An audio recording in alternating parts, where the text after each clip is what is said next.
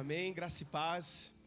Pegue aí um cafezinho para você, prepare sua oferta, seu dízimo. Olha só que bênção, irmão. É um investimento que você fará aqui no seu casamento. Eu tenho visto pessoas investindo, e é louvável, tá? Não é pecado, num carro melhor, em coisas para casa, em utensílios domésticos, mas pouco se tem investido no casamento. E às vezes uma palavra pode salvar o casamento no dia mau. O que eu vou precisar no dia da angústia, no dia da calamidade, é de uma palavra que vem do céu, daquele que é perfeito. Porque imagina, irmão, o casamento é duas pessoas imperfeitas, que nasceram num lugar diferente, têm uma idade provavelmente diferente, uma cultura diferente, e está ali convivendo juntos.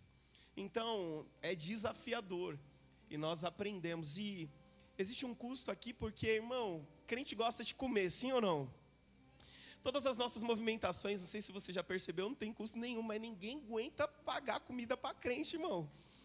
Não é verdade? Ninguém aguenta dar comida para crente. E crente não bebe, não fuma, glória a Deus, mas come bem. Então que você faça esse investimento. Nós somos uma igreja que tem muitos casais. E você deve conhecer alguém que é casado já há algum tempo. Eu tenho certeza que vai virar uma chave no casamento, em todas as áreas. Então é de extrema importância. Se eu tivesse participado de cultos de casais que fossem vacina ou injeção para mim no início do meu casamento, eu teria sido poupado de muitas batalhas que nós enfrentamos. Então, de pessoas reais, entende? Porque a nossa visão era com pessoas que eram ideais. Um casal que não brigava, um casal que sempre estava bem. E eu falava, meu Deus, tem alguma coisa de errado com a gente. Acho que a gente casou errado, porque a gente briga todo dia, vai para o culto brigando. Quando termina o culto, continua a briga da onde parou, até dormir. Entende? Então, não é pecado brigar. O crente, ele precisa saber brigar. Porque o Jesus, meu irmão, o nosso Deus, ele é o Senhor dos exércitos, mas ele sabe entrar numa batalha e sair dela. Amém? Não é de qualquer jeito. Só vence uma luta aquele que tem o domínio próprio, que não vai, né? Você que gosta de UFC, de tantas outras lutas, se o cara ali ele fica emocionado, perde, não perde, Fábio? Se quer bater de qualquer jeito, dar o golpe de qualquer forma, ele vai apanhar igual um condenado.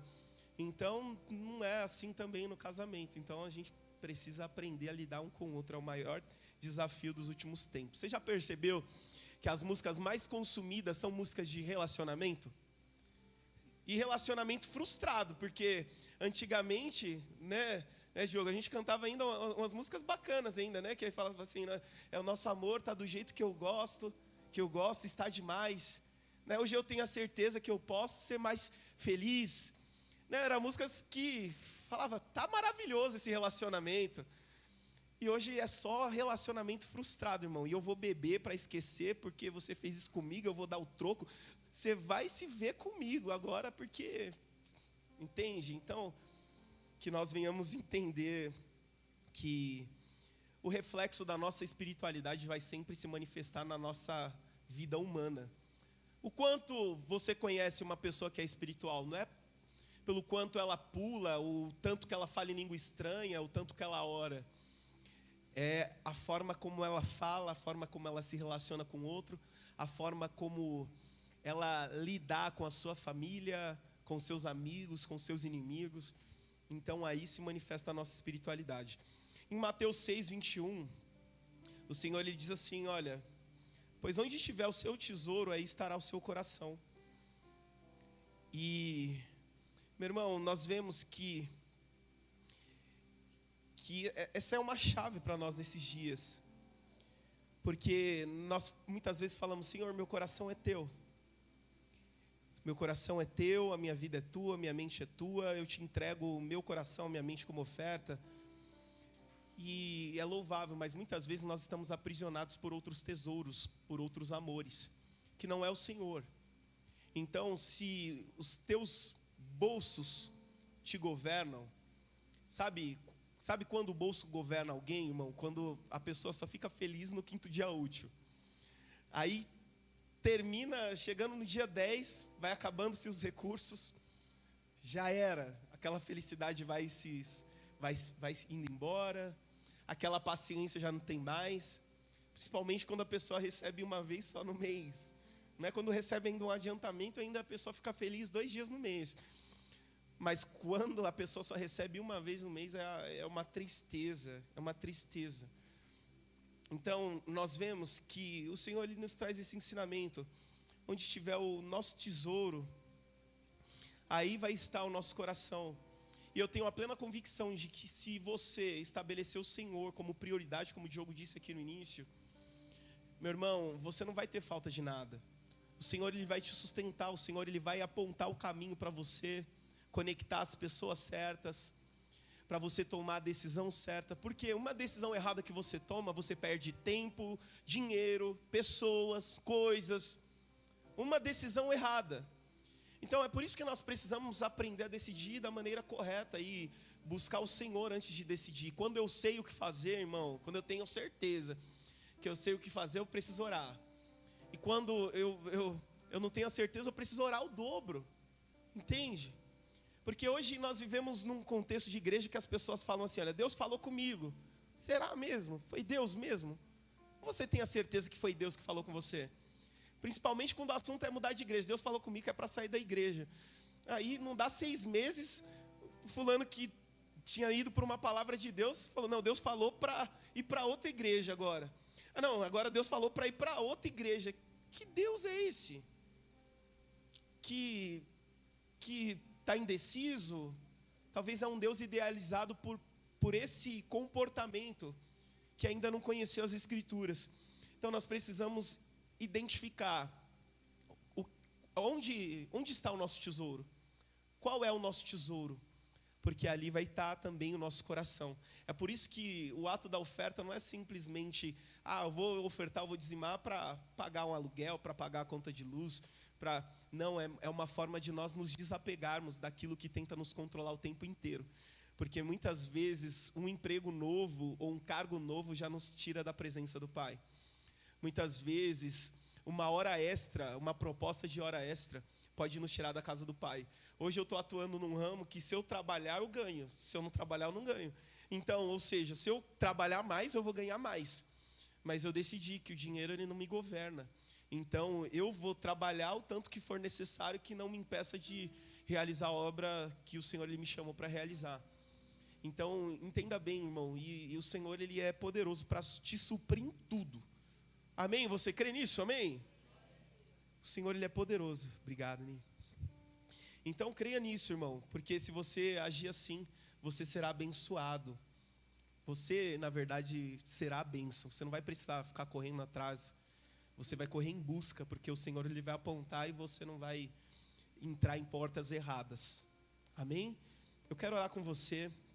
Então você pode fazer sua oferta, devolver o seu dízimo através do Pix, né? Agora vai aparecer isso aqui no nosso CNPJ, Igreja Evangélica Jesus é a Esperança. Por que isso, pastor? Porque é o nosso nome, é a nossa razão social. Hope significa esperança, Jesus é a esperança, é o nome da nossa igreja. Amém? Então está aí o nosso CNPJ, para a glória de Deus.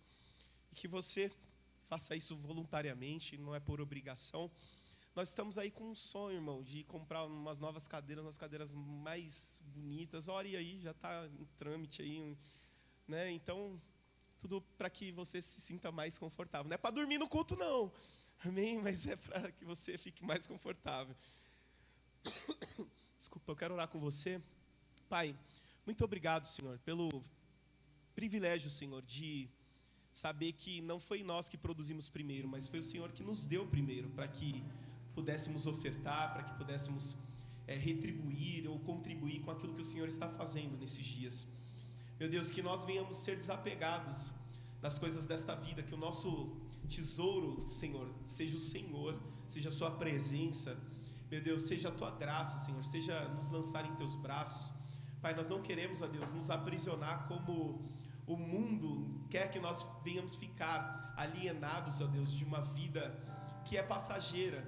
Meu Deus, o Senhor é poderoso para suprir, ó Deus, aqueles que semeiam. Meu Deus, e aqueles que semeiam escravizam o futuro, porque eu creio que é o Senhor que rega, é o Senhor que dá o crescimento, de acordo, Senhor, com as sementes que são plantadas. Portanto, meu Deus, que pessoas aqui venham viver um novo tempo, Senhor, na sua vida financeira, não tenham falta de nada, que tenham medidas transbordantes para abençoar outras pessoas, para manifestar o teu reino, Senhor, de generosidade, de igualdade, de justiça, em nome de Jesus, Pai. Nós clamamos ao Senhor para que os teus filhos sejam prósperos, Senhor, e que nada os roube de ti, em nome de Jesus. Amém? Você que trouxe sua oferta, seu dízimo, faça isso voluntariamente na presença do Senhor, e que o Senhor cheire a tua oferta e te retribua segundo o seu coração, em nome de Jesus. O teu amor por mim me fez chegar aqui, mesmo tão cansado, desprezado, desprezível como eu sou, me faz ficar de pé, Santo Jesus, rompendo pela fé. és maravilhoso. Teu amor me leva pastos verdes onde eu posso descansar. Amém. Dê um forte aplauso a Jesus. Você encontra esse descanso no Pai. Aleluia. Aleluia, irmão. Essa palavra que o Senhor Ele colocou no meu coração, irmão, é uma palavra um tanto que veio me confrontando, veio me martelando já há alguns dias. E não é nada pessoal, pelo contrário, essa palavra ela tem feito uma leitura do nosso ambiente, da nossa geografia, e quer nos levar para um novo tempo que o Senhor Ele está nos inserindo. Eu creio que o Senhor Ele está preparando o ambiente, que o Senhor Ele está levantando e forjando líderes que ouvem a sua voz, profetas que vão profetizar segundo aquilo que Deus Ele está mandando, não segundo aquilo que querem ou aquilo que as pessoas querem ouvir, porque é muito fácil profetizar aquilo que as pessoas querem ouvir. O difícil é ouvir a voz de Deus e falar tudo que Deus Ele está falando. E essa é uma palavra que mexeu comigo e que o Senhor Ele venha falar ao seu coração. Eu gostaria que você abrisse comigo a sua Bíblia na segunda carta do apóstolo Pedro, capítulo 2, verso 19. Aleluia. Tu és santo, Senhor. Esses dias não foram tão fáceis. Eu não dormi muito bem. Não foi por conta de uma gripe, né, de uma tosse. Mas eu fiquei, cada dia que eu acordava, eu ia meditando nessa palavra. Eu ia pegar numa quinta-feira passada. E o Senhor, Ele nos trouxe para hoje, para meditarmos nessa passagem. 2 Pedro 2,19 diz assim, olha, Ele prometem liberdade, mas eles próprios são escravos da corrupção. Pois cada um é escravo daquilo que o controla. Quero repetir essa parte B do versículo. Pois cada um é escravo daquilo que o controla. Amém? Pai, nós estamos aqui, Senhor, diante da Tua palavra, ó Deus, que é viva, que é fiel. E nós queremos, ó Deus, não nos comportar, não nos moldar aos padrões e costumes e cultura deste mundo, mas nós queremos, ó Deus, ter a nossa mente renovada, para entender qual é a vontade do Senhor, para viver a vontade do Senhor, boa, perfeita e agradável. Portanto, Senhor, arranca, ó Deus, tudo aquilo que tenta nos governar, que o único governo estabelecido sobre nós seja do Teu Espírito, e que a Tua palavra, Senhor, possa fazer a leitura de maneira singular de cada um que aqui está, Senhor, em nome de Jesus. Diga amém. Amém. O apóstolo Pedro aqui, ele dedica um capítulo inteiro falando a respeito dos falsos profetas, o perigo dos falsos profetas. E ele vai dizendo aqui na parte que me chamou a atenção, pois cada um é escravo daquilo que o controla. Entenda bem, irmão, que se algo te controla, se algo te governa, você se torna escravo disso. E eu quero perguntar, o que controla você? Muitas vezes o que controla as nossas vidas são as nossas desculpas. E, por outro lado, aqueles que determinam a caminhar, a prosseguir, a avançar, o que vai controlar suas vidas são as suas atitudes. E você pode estar de um lado ou de outro. O que controla você? As suas desculpas ou as suas ações? As suas atitudes que você tem dia após dia para não permanecer do mesmo jeito, para não permanecer no mesmo local, para não permanecer da mesma maneira. Um escritor, ele fala algo que me chama a atenção, que as nossas desculpas é o berço onde Satanás nos nina. Porque existe alguém que ama desculpas e não é o Senhor, é o diabo. É como se estivesse num berço e Satanás estivesse ninando ali, através das nossas desculpas. E nós vemos uma geração que está adormecida diante de tantas ocupações, diante de tantas distrações. Charles Spurgeon, ele dizia lá atrás, é complicado manter os cristãos acordados no mundo encantado.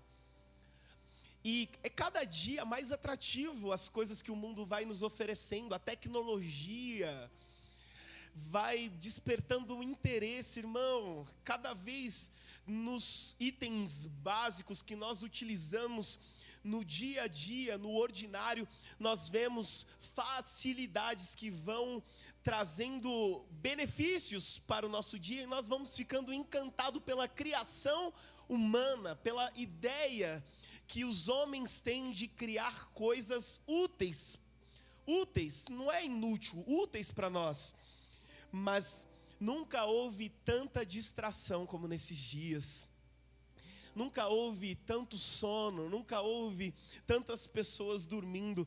E eu sei de uma coisa, que o diabo ele nunca está ocupado demais para balançar o berço de um cristão ou de uma pessoa que está dormindo. Porque é do interesse dele que uma geração fique distraída, fique desatenta, que perca o marco da história, que é a volta do Senhor Jesus. Então existem muitas pessoas que falam assim, eu ouço falar que Cristo está voltando já desde a minha infância, e cadê? E nada acontece. Mas quando nós examinamos as Escrituras, nós vemos os sinais se cumprindo, o princípio das dores sendo estabelecido, as calamidades, as guerras e tantos outros pontos que o Senhor ele nos deixou para entender o dia que se aproxima da sua volta. Então, meu irmão, é do interesse do adversário manter uma geração sonolenta. Nós estamos aqui no primeiro, hoje é dia 1º ou dia 2? Dia 2 do mês 6 já. E parece que o ano iniciou ontem. Mas tantas coisas muitas vezes nós realizamos no automático, tantas obrigações, tantos afazeres. E, na verdade, muitas pessoas iniciaram um ano, mas não alcançaram um novo eu. Continuam vivendo com a mesma mentalidade, continuam vivendo da mesma forma, fazendo as mesmas coisas. E é insanidade, é loucura eu querer obter resultados diferentes se eu continuo fazendo as mesmas coisas. Eu preciso me movimentar de maneira diferente.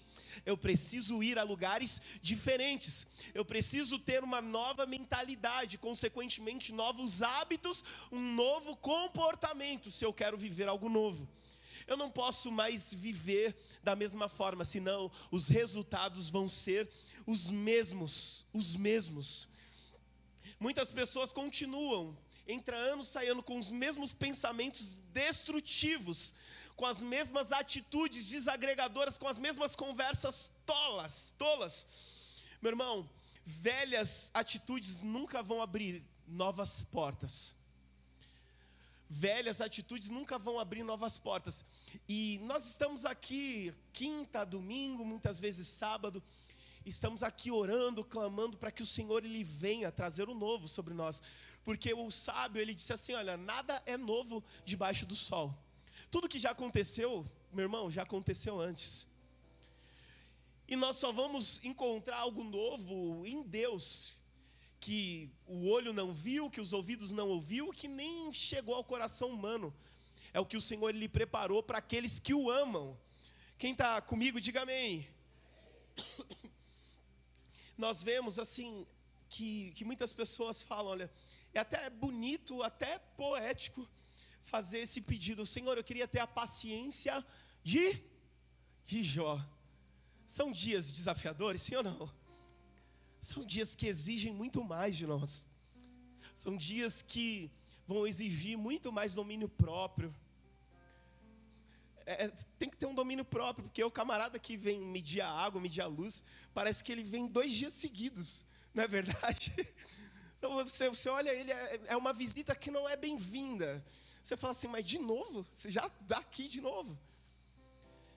Mas a realidade é que nós estamos vivendo dias que vai exigir muito de uma mentalidade sadia, de emoções ordenadas, de um espírito inabalável, de uma fé que não se corrompe, que não desiste, de uma fé que continua firme no Senhor. Só que, irmão, para obter a paciência de Jó, será que a gente está disposto a passar pelos processos que Jó ele passou? Para quem lê um pouquinho e conhece um pouco da história de Jó, a gente vê que ele passou por um deserto, por perdas irreparáveis, por um processo mas bem doloroso. Então, meu irmão, nós precisamos entender que para aquilo que nós estamos pedindo, existe um caminho a ser percorrido. E o que vai nos levar para esse caminho, para esse destino, não são nossas desculpas, são nossas ações, são nossas atitudes. E muitas vezes não é dar um passo além do que você pode, porque isso não vai ser possível. Você vai precisar dar um passo de cada vez, mas com um passo de cada vez você vai se aproximando do teu destino. Você vai se aproximando do lugar que o Senhor ele projetou para você.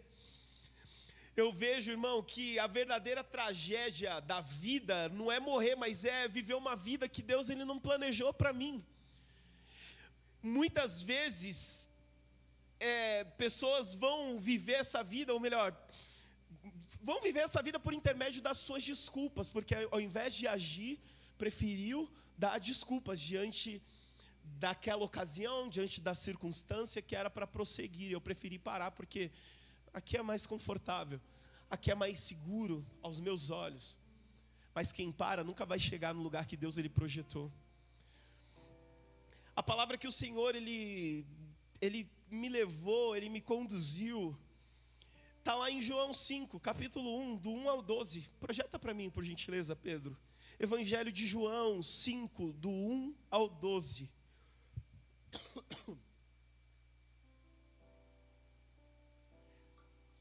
Diz assim, que depois disso, Jesus voltou a Jerusalém para uma das festas religiosas dos judeus. E dentro da cidade, junto à porta das ovelhas, ficava o tanque de Betesda, com 5 pátios cobertos. Ficavam ali cegos, mancos e paralíticos, uma multidão de enfermos, esperando um movimento da água. Pois um anjo do Senhor descia de vez em quando e agitava a água. E o primeiro que entrava no tanque, após a água ser agitada, era curado de qualquer enfermidade que tivesse. E um dos homens ali estava doente havia 38 anos. Quando Jesus o viu e soube que estava enfermo por tanto tempo, perguntou-lhe: você gostaria de ser curado? O homem respondeu: não consigo, Senhor, pois não tenho quem me coloque no tanque quando a água se agita. Alguém sempre chega antes de mim. E Jesus lhe disse: levante-se, pegue sua maca e ande. E no mesmo instante o homem ficou curado. Ele pegou sua maca e começou a andar, uma vez que esse milagre aconteceu no sábado.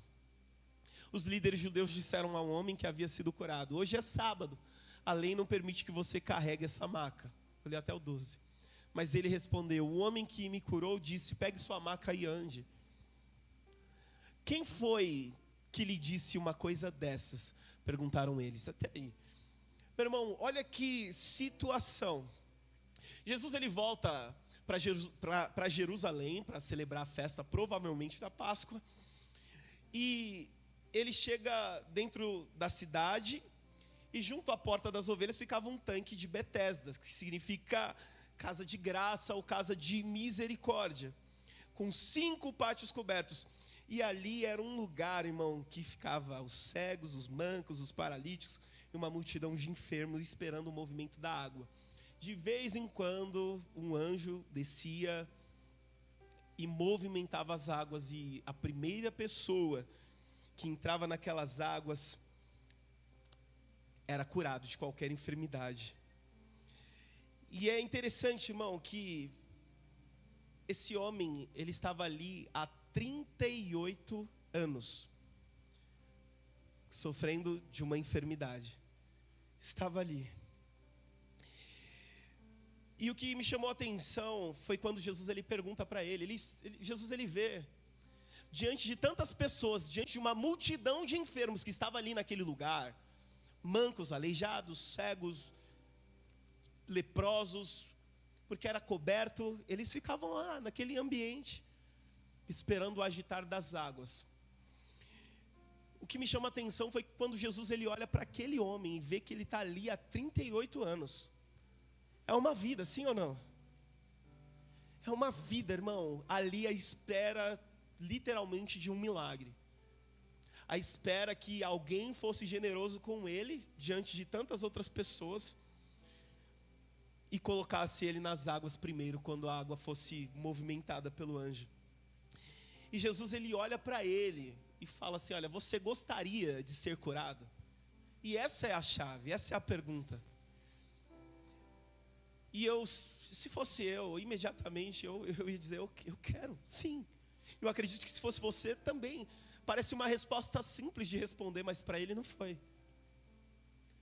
Diante do cenário que ele viveu, diante da vida inteira que ele passou ali, diante de tantas pessoas que passaram na frente dele, que foram curadas, talvez que chegaram lá há 1 ano, há 2 anos, há 5 anos, e conseguiram se lançar naquelas águas e foram curadas, e saiu celebrando, pulando, livre da sua enfermidade, livre da sua dor, livre do seu trauma, ou livre da sua cegueira, livre da sua paralisia, enfim. Só que a resposta dele para Jesus foi: não consigo, Senhor, pois não tem quem me coloque no tanque quando a água se agita. Alguém sempre chega antes de mim. Ele não sabia quem estava diante dele. Ele não sabia quem estava diante dele, irmão. E muitas vezes, eu acredito que foi no ano passado, nós pregamos uma série de mensagens falando a respeito da procrastinação.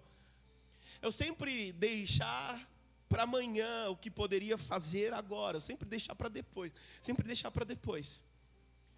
A pergunta de Jesus foi simples, objetiva: você gostaria de ser curado? Era uma pergunta de sim ou não. Mas quantas vezes nós estamos diante do óbvio, só que o óbvio para nós, diante da nossa cultura, diante da nossa complexidade, diante da infinidade de informações que nós possuímos e experiências frustradas, o óbvio parece complexo e nós complicamos aquilo que era para ser fácil. E era para dizer sim ou não. E nós, ao invés de agir, de dar uma palavra de afirmação: claro, eu quero ficar são, eu quero ser curado.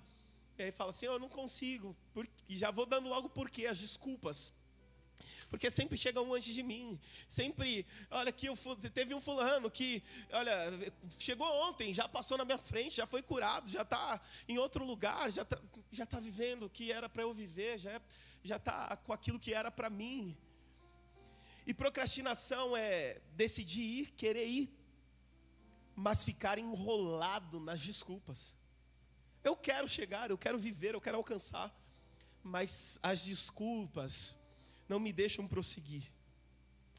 E uma das piores coisas é achar que são os outros que nos impedem de chegar. Não existe maior inimigo do que você mesmo.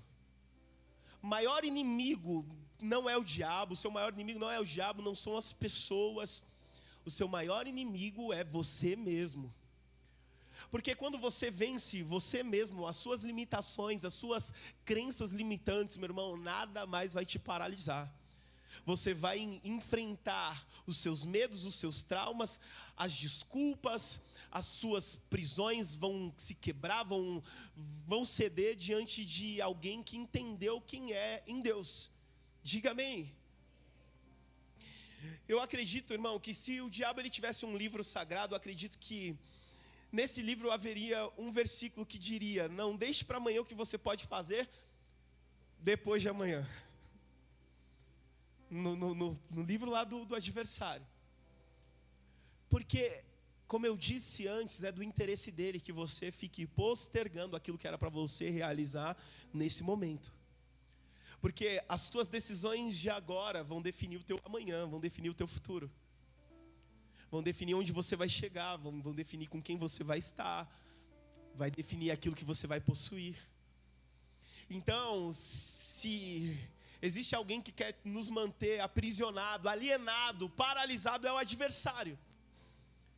Sabe, uma coisa que, quando Jesus ele estava se revelando para aqueles discípulos, que Pedro ele diz assim: olha, tu és o Cristo, o Filho do Deus vivo.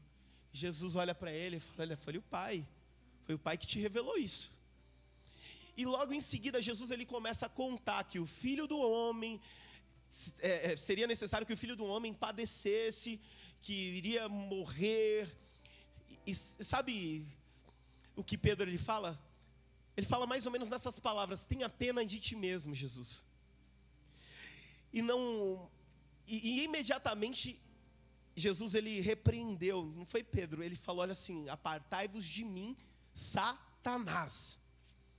Porque não existe ninguém maior ninguém mais que tenha um interesse maior que você tenha pena de você mesmo.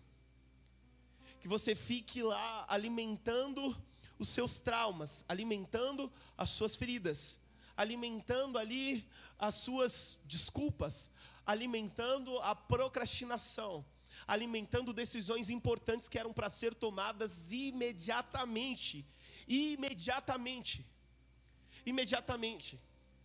Sabe, teve um camarada, irmão,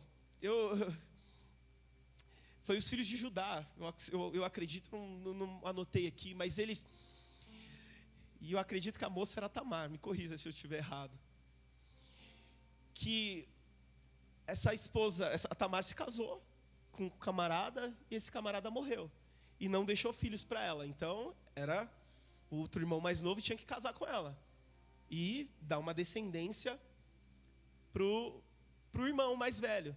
Só que o outro irmão, ele não queria, entende? Ele tinha relações com ela e colocava um sêmen para fora para não dar uma descendência para o irmão mais velho. Só que, irmão, aí Deus, quando ele viu essa situação, Deus o matou. Você sabe por quê? Porque ele estava tardando o nascimento de Jesus, porque Jesus viria da linhagem dessa mulher. E cada vez que o sêmen era colocado para fora, meu irmão, estava tardando a vinda do Cristo. Então, entenda bem, irmão, que o Senhor, Ele não pega leve com quem Ele investe pesado. Ele não brinca com pessoas que não têm noção da responsabilidade ministerial, da responsabilidade que essa palavra ela nos traz. E o ato de ficar procrastinando muitas vezes vai fazer com que aquilo que o Senhor ele projetou para você, para sua casa, para sua família, para sua descendência vá se tardando e vá demorando mais o cumprimento das promessas do Senhor. Saiba de uma coisa, irmão, que a vida ela é 10% do que acontece com você e 90% como você reage a essa circunstância. É 10% do que acontece com você e 90% como você reage. Como você reage?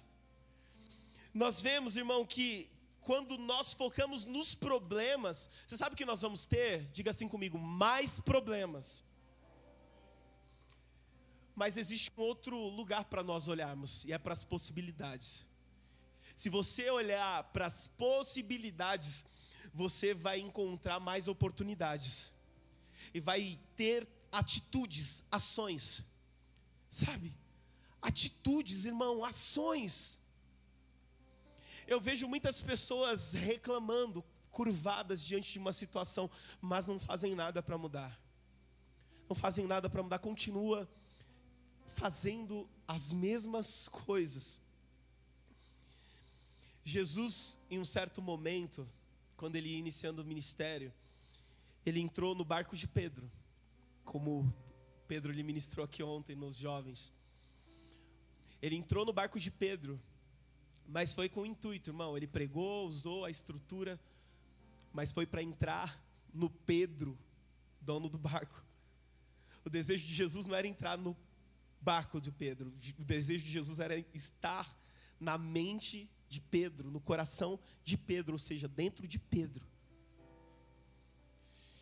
E nós vemos, irmão, que Jesus ele tem entrado em algumas estruturas nesses dias para entrar em alguns Pedros e levar para mais fundo. E é por isso que as nossas desculpas não podem nos impedir de viver o que o Senhor ele está, o lugar que o Senhor ele está nos conduzindo. Porque Pedro ele poderia falar assim: não, Jesus, já encerramos as nossas atividades, já tentei pescar a noite inteira, foi frustrante, não peguei nada, não quero, eu vou encostar aqui, vou ancorar o barco e vou ir dormir, eu estou cansado. Só que não, irmão, eu poderia dar essa desculpa: estou cansado, Senhor, deixa para amanhã, vem amanhã aí que amanhã a gente dá um jeito, amanhã eu te empresto o barco para você fazer o que você quiser, para você, enfim. Não, meu irmão, ele, mesmo diante do cansaço, ele permitiu que Jesus utilizasse e entrasse naquela estrutura. Mas Jesus não queria entrar na estrutura, queria entrar nele, entrou nele. Então entenda bem que o Senhor ele nos trouxe aqui, e o Senhor ele não habita, entenda, não habita nessa estrutura. Não existe uma estrutura sequer que o Senhor ele possa habitar, por mais que o templo ele possa ser maravilhoso. Deus ele habita em você, Deus ele habita em mim e quer te governar por completo, para te levar para um lugar mais fundo, para fazer você viver uma nova realidade através de atitudes de fé, que vai te fazer viver algo novo. Então Deus ele, meu irmão, não é as necessidades que vão mover o Senhor. É fé.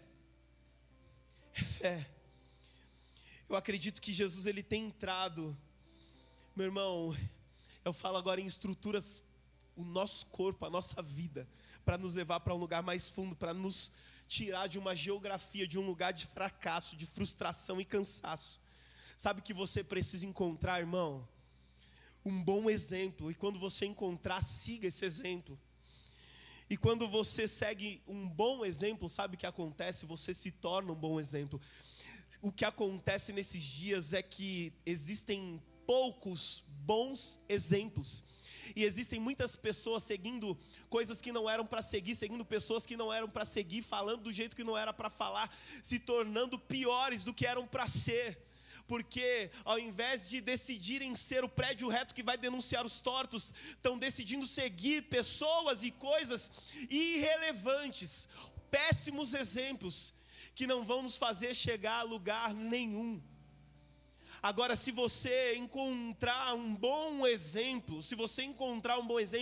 siga-o, porque se você seguir, se você caminhar, se você observar, se você andar, se você comer 1 quilo de sal junto, e isso vai levar tempo, você também vai se tornar um bom exemplo.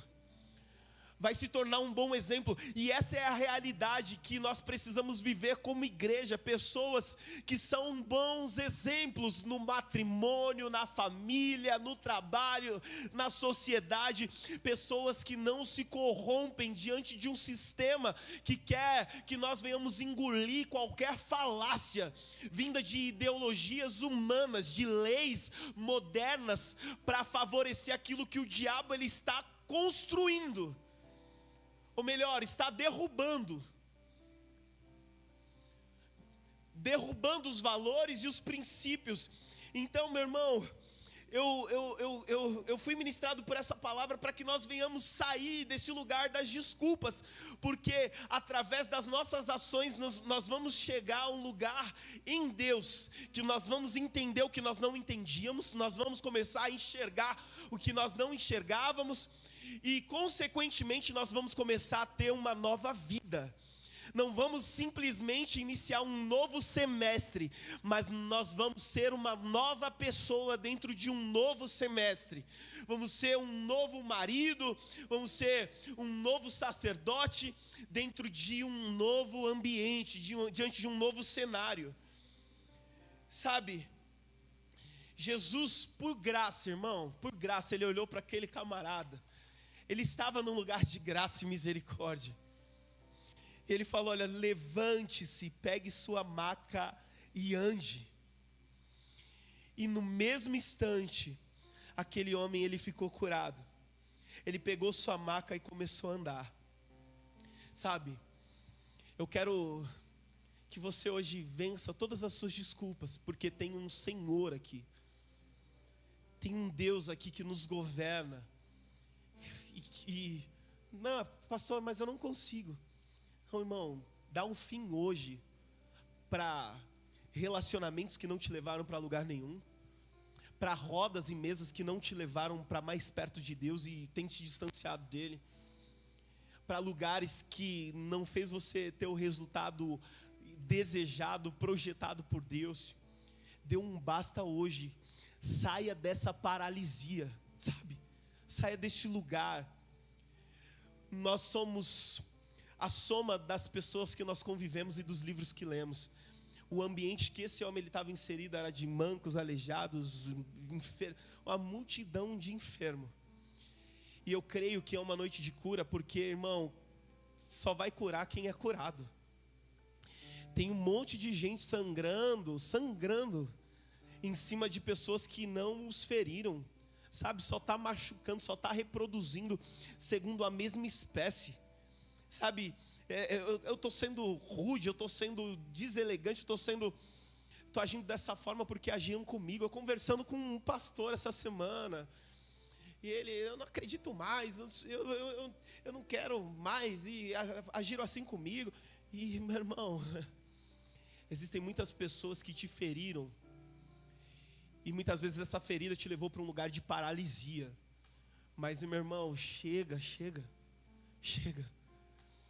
Se você não conseguir, meu irmão, correr, ande. Essa é a filosofia de vida. Se você não conseguir andar, se rasteje. Mas continue, não pare. Porque o tanto de pessoas que estão paralisadas, irmão, morreram aos 25 anos de idade, estão aguardando serem enterradas aos 65, aos 75 anos, porque já não sonham mais, já não acreditam mais, já estão vivendo no automático, alienado diante de um sistema, diante de uma vida. Meu irmão, o que o Senhor ele tem para você é muito mais. Ele quer que você tenha liberdade para andar, para correr, para voar. Aleluia. Vi, eu preciso do celular azul, por gentileza. Eu estava na clínica sábado, eu ministrei que, meu irmão, tem uma ilustração que é interessante.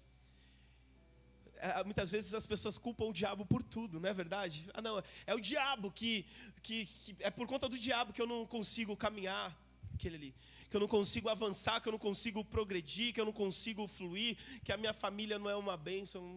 Não, irmão, é por nós mesmos. Tem uma ilustração, e é bem provável que você conheça, que diz que o diabo ele viu um cavalo ali preso, e ele decidiu ir lá e soltar o cavalo. Ele foi lá e soltou o cavalo. O que aconteceu? Aí esse cavalo foi lá na fazenda, numa propriedade privada de um fazendeiro, e começou a comer a plantação daquele fazendeiro. O fazendeiro ele ficou irado, ele pegou a sua arma e deu um tiro no cavalo, matou o cavalo. Aí o dono do cavalo apareceu e ficou irado com o fazendeiro, pegou a sua arma e matou o outro fazendeiro. Aí os filhos daquele fazendeiro morto pegou e falou assim: isso não vai ficar barato não. Como assim você tirou a vida do nosso pai? Pegou e matou o outro fazendeiro. O que despertou a ira na outra família. E virou uma guerra. E aí, algumas pessoas analisando esse fato, falaram assim: olha, você viu o que o diabo fez? Você viu tudo que o diabo fez? O diabo pegou e falou assim: opa, não fiz nada disso não. Eu só soltei o cavalo. E é suficiente para manifestar as decisões que vêm de um coração perverso, sem Deus. Então, meu irmão, nós precisamos ter atitudes que vão nos levar para perto do Pai, porque se eu não estou caminhando para perto dele, eu estou me distanciando dele. Meu irmão, se eu não estou comendo na mesa do Pai, eu estou comendo na mesa do mundo, estou me alimentando na mesa do mundo. E essa é uma realidade, e é por isso que muitas pessoas vivem uma vida frustrada. Vão para o culto, entram no culto, saem do culto, mas não conseguem contemplar o Senhor, não conseguem enxergar Deus, não conseguem sentir Deus. Então, meu irmão, nós precisamos entender que está naquele ali que está transmitindo ali. Enfim. Mas nós precisamos entender que o Senhor, Ele tem algo muito maior e melhor para nós. Meu irmão, quanto tempo você vai ficar nessa paralisia? Quanto tempo você vai ficar lá alimentando os traumas? Quanto tempo você vai ficar sem liberar perdão? Você sabe que tem pessoas que estão adoecendo porque não conseguem liberar perdão. Isso está se tornando um câncer dentro do seu interior, nas suas células. Porque aquele rancor invade o seu coração e as pessoas vão ficando emocionalmente abaladas diante de tanta pressão emocional, porque eu não vou liberar perdão, eu estou certo, eu não estou errado, eu agi da maneira certa. Meu irmão, quando eu vou para a cruz, eu deixo de estar certo, eu abro mão do meu direito de estar certo, sabe? Esse camarada ficou 38 anos, uma vida. Meu irmão, dê um basta hoje nos seus traumas, nas suas dores, em palavras que te ofenderam, que ecoam e que vira e mexe, vem na sua mente, porque se você não fizer aquilo que o Senhor está colocando no seu coração, é bem provável que você vai fazer aquilo que o diabo está semeando na sua mente. Por isso que eu perguntei, irmão, o que está controlando você? O que está controlando você? Porque se é algo que está te dominando, que não é Deus, muitas vezes vai te deixar aprisionado, alienado, algemado. E é por isso que você não consegue viver os planos, os sonhos de Deus, viver, irmão, a vida que Deus ele projetou para você. Sucesso não é chegar onde as pessoas chegam, sucesso é cumprir o propósito de Deus. Então, meu irmão, se levante desse lugar para viver uma nova vida. Sabe, esse homem, aqui nos pega, porque esse homem, os religiosos, eles acho que nunca olharam para ele. Os religiosos nunca olharam para ele dentro daquele cenário, dentro daquela situação, sabe? O sacerdote, o mestre da lei, o fariseu, falou assim, eu vou ficar aqui pelo menos um dia. Eu vou fazer um plantão aqui com você para ver se o anjo desce aqui, a gente tenta te ajudar e correr e te lançar nessas águas. Mas quando ele foi curado, irmão, quando ele pegou a maca e começou a andar, porque era no sábado, aqueles homens começaram a falar, ei, onde você vai, o que você está fazendo? Não é permitido carregar a maca no sábado. Vocês não têm noção, eu estava paralisado há 38 anos, e o homem que me curou, ele falou, pegue a sua maca e anda. E eu estou aqui, olha, eu estou andando. Então entenda bem, irmão, que enquanto você estiver no estado de paralisia, ninguém vai ir lá tentar falar qualquer coisa para você. Geralmente quem tem a língua grande tem o braço curto. Quem tem a língua grande tem o braço curto. Muitas vezes não vai ajudar. Não vai, irmão. Ô, fulano, está precisando de alguma coisa? Está precisando de um açúcar? Está lá, estagnado, paralisado. As coisas estão travadas, sabe? Mas no momento que Jesus ele olhar para você e falar, ei, filho, chega dessa situação. Chega de ficar desse jeito, chega de ficar preso nesse negócio, nisso que não te deixa fluir, que te deixa caminhar. Chega. Foi dado um basta hoje para essa enfermidade. Levanta e anda em nome, levanta e anda agora. Irmão, se prepare, porque as pessoas vão olhar para você e falar, como assim agora, está andando? Não pode. Vão colocar barreiras e impedimentos para aquilo que o Senhor está fazendo na sua vida. Meu irmão, o mais difícil não é chorar com os que choram. Graças a Deus, eu peço para o Senhor, não deixa eu perder a sensibilidade de chorar com os que choram. E basta alguém chorar diante de mim, eu começo a chorar também. Mas o maior desafio não é chorar com os que choram, é se alegrar com os que se alegram. E é o maior desafio, irmão. Então, olhe para as pessoas que caminham ao seu redor e vejam aqueles que se alegram com a tua alegria, que se alegram com a salvação acontecendo lá na tua casa, que celebram com o seu carro novo, que celebram com a chave da sua casa nova, que celebram, irmão, com você estar vivendo uma vida plena em Deus, uma vida ministerial, que você servindo, você orando por pessoas, você sendo usado por Deus, que se alegra, irmão. Entende? Porque nós fomos criados para servir. E aí Jesus ele se encontra com esse camarada depois no templo. Fala, olha, toma cuidado para que algo pior não te aconteça. Entende? E é bem provável que aquela paralisia foi o resultado de uma decisão errada, de uma roda errada, de uma influência errada, de uma amizade errada. Então, meu irmão, entenda bem que um novo tempo traz consigo novos relacionamentos. Para de ficar ouvindo todo mundo. Para, irmão, para. Examina uma árvore pelos frutos. Se essa amizade, se isso que o fulano, a fulana está falando para você não está acrescentando, não está te levando para mais perto de Deus, está fazendo você julgar, está fazendo você condenar, sai desse lugar. Porque, meu irmão, o que o Senhor nos chamou foi para levantar paralíticos, curar cegos, sabe? É para entrar dentro desse cenário e não ficar como eles. Sabe por quê, Fábio? Quando muitas vezes a gente entra dentro de um ambiente tóxico, entra dentro de um ambiente cheio de enfermidade, é um ambiente pesado, é um ambiente de tristeza, é um ambiente de morte. Já adentrou assim em alguns hospitais e ali parece que vem consigo um peso, vem consigo uma tristeza, diante de tantas perdas, diante de tantos choros, diante de tanto clamor. Mas, meu irmão, você é um agente de vida.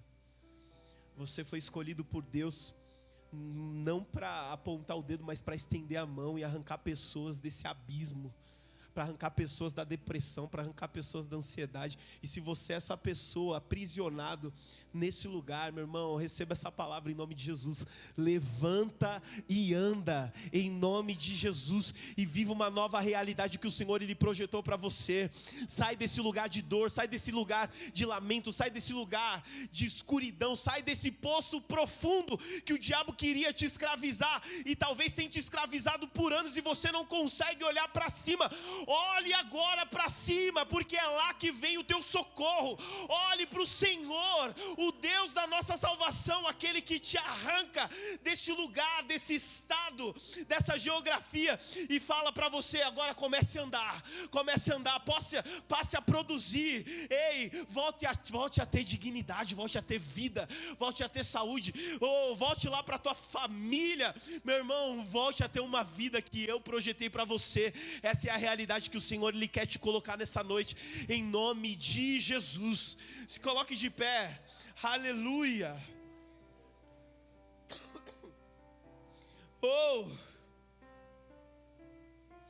Feche teus olhos, irmão, feche teus olhos. Se você sentir de vir até a frente, falar: pastor, eu sou essa pessoa que estava aprisionado, que estava alienado, que estava paralisado há 5, 10 anos, por causa de palavras, por causa de pessoas, por causa de líderes religiosos, por causa de um sistema de pensamentos e crenças que eu cresci,